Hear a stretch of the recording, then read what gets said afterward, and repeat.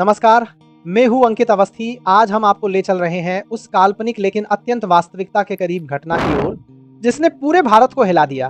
दिल्ली का वह भयानक धमाका जिसने न सिर्फ राजधानी की सुरक्षा को चुनौती दी बल्कि देश की पूरी खुफिया प्रणाली को भी अलर्ट कर दिया। सुबह का सामान्य समय था, बाजार खुल रहे थे, लोग अपनी दिनचर्या में लगे थे, लेकिन ठीक 9:42 पर नवरंग मार्केट स्क्वायर में इतना तेज धमाका हुआ कि आसपास की इमारतें हिल गईं। धुएं का विशाल बादल हवा में फैल गया और चारों ओर अफरा तफरी मच गई। पुलिस, एनडीआरएफ और एम्बुलेंस की सायरन की आवाजें गूंजने लगी और पूरा इलाका सील कर दिया गया। जांच शुरू होने पर एक काला बैग मिला जिसमें 2.7 किलो हाई ग्रेड ई लगाया गया था।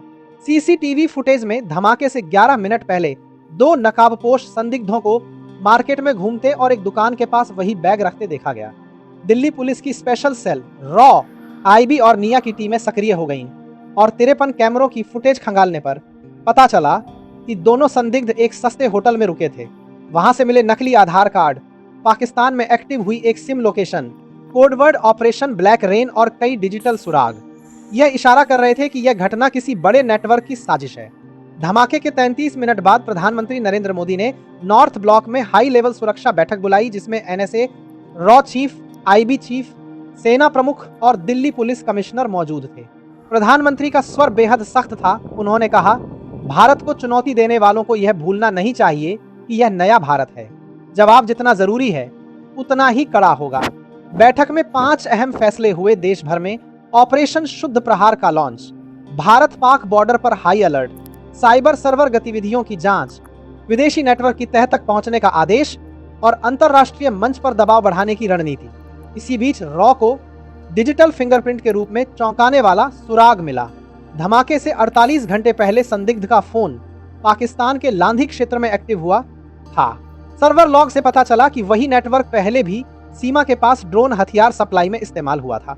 भारत ने पाकिस्तान को गुप्त संदेश भेजकर जवाब मांगा, पर पाकिस्तानी बयान हमेशा की तरह हमारा इससे कोई संबंध नहीं तक सीमित रहा।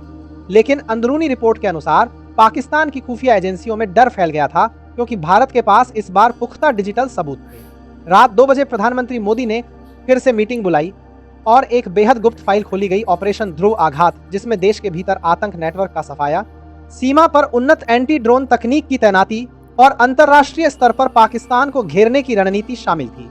भारत के इस कड़े कदम से पाकिस्तान के सुरक्षा दफ्तरों में तनाव बढ़ गया क्योंकि दुनिया पहले भी देख चुकी है कि भारत आवश्यक होने पर निर्णायक कदम उठाने में देरी नहीं करता।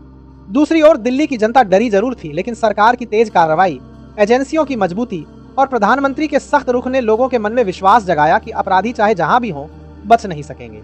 घटनाओं की इस काल्पनिक लेकिन बेहद प्रभावशाली श्रृंखला ने यह साबित कर दिया कि भारत किसी भी हमले के सामने झुकने वाला देश नहीं है। नया भारत चुनौती का जवाब देता है दोगुनी शक्ति के साथ। और यह कहानी यहाँ खत्म नहीं होती, क्योंकि ऑपरेशन ध्रुव आघात की अगली जानकारी किसी भी समय सामने आ सकती है, जो न सिर्फ अपराधियों को बल्कि उन सभी को संदेश देगी जो भारत की संप्रभुता को चुनौती देने की कोशिश करते हैं।